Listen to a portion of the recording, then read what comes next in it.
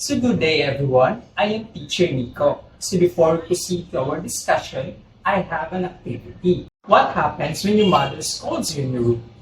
Does your mother words echoes inside the room? Words like behave or be good?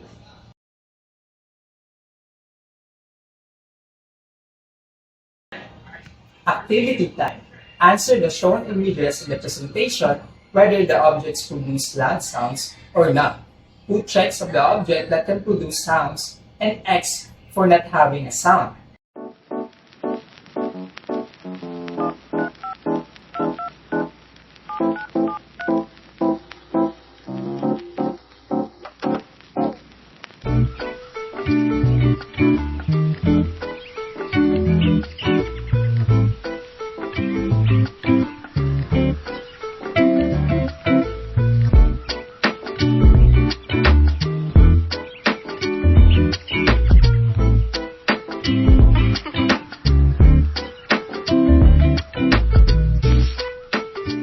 At the end of the session, the grade 4 learners will be able to identify the characteristics of the sound through Do I Sound, perform how animals and insects use sound through finding classmates and friends, and recognize the importance of the characteristics of the sound.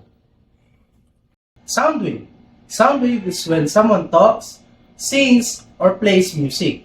These waves move through the air and reach our ears, allowing us to hear the sounds.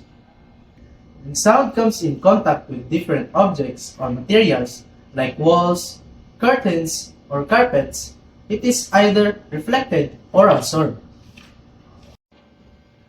An echo happens when a sound bounces off a surface and comes back to you.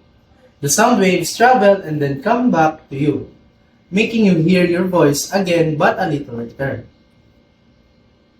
A reverberation is like a continuous sound, also described as a series or collection of echoes.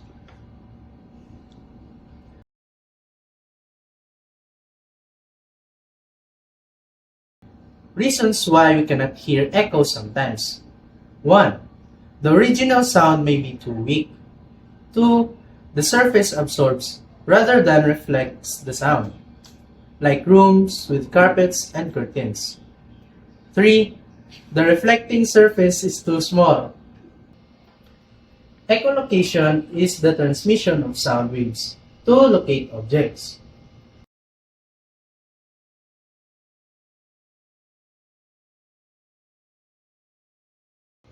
Why is echolocation important, especially for animals like bats? Does an object like a curtain absorb or reflect sounds? Why? Is echolocation also effective for humans?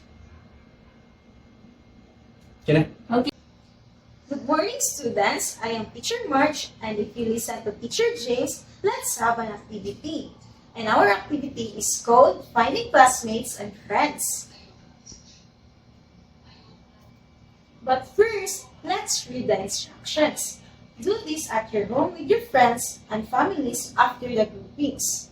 The student will be tasked to be the bats or the insects that contains their sound or voice that will help the bats with blindfolds to capture at least one of the insects and also help the insects evade the bats.